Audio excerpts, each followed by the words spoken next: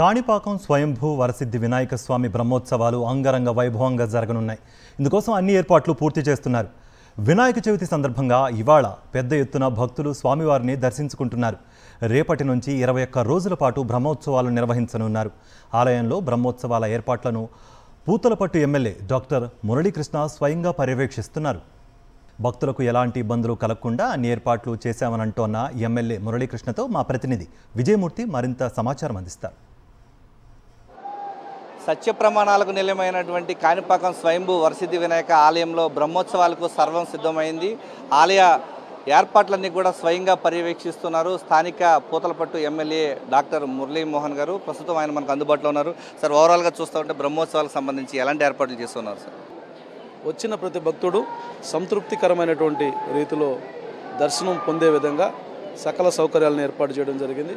అదేవిధంగా నవరాత్రులతో పాటుగా మొత్తం 21 రోజుల పాటు జరిగే ప్రత్యేక ఉత్సవాలతో కలుపుకొని జరిగే ఈ ఉత్సవాలకి అన్ని ఏర్పాట్లను పూర్తి చేయడం జరిగింది.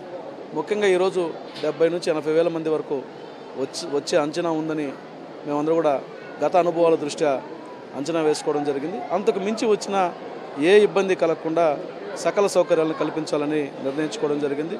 3 ప్రత్యేకమైనటువంటి లైన్ల ద్వారా భక్తులకు దర్శనం కల్పిస్తున్నాం. ప్రత్యేక ప్రవేశంలో 100 రూపాయలు, 150 రూపాయల సర్వదర్శనంతో పాటుగా 3 లైన్లు ఉంటాయి. అదేవిధంగా దివ్యాంగులు, చంటిబిడ్డ తల్లులకి, ఎవరైతే వయోవృద్ధులు ఉండి నడవలేకుండా ఉంటారో వాళ్ళకి ఒక సపరేట్గా లైన్ తీసుకురావడం జరుగుతుంది. ఒకవేళ నడవలేని స్థితిలో ఉంటే వీల్ చైర్లోనైనా తీసుకొని దర్శనం కల్పించడం కోసం ఏర్పాట్లు చేయడం జరిగింది.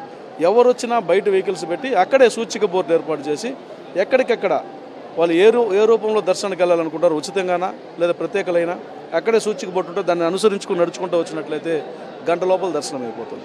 గతంలో కన్నా ఎక్కువ సంఖ్యలో ఈరోజు అన్నదానం కొనసాగిస్తున్నాం. అన్నదానం వద్దకు వచ్చి ఆకలితో వచ్చి వెనుదిరగకుండా ఏ సమయంలో వచ్చినా అందుబాటులో ఉండే విధంగా కూడా కొన్ని ప్రత్యేక చర్యలు తీసుకోవడం జరిగింది. కాబట్టి సకల సౌకర్యాలు ఈ బ్రహ్మోత్సవాల సమయంలో ఉంటాయి.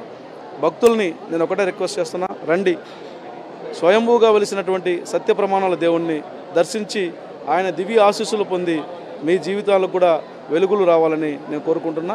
ప్రవర్ధమానంగా విరాజిల్లుతున్నటువంటి కాణిపాక పుణ్యక్షేత్ర ఆలయానికి సంబంధించి పాలక మండలి ఎప్పటిలాగా ఏర్పాటు చేసే అవకాశం ఉంది సార్? త్వరలో జరుగుతుంది.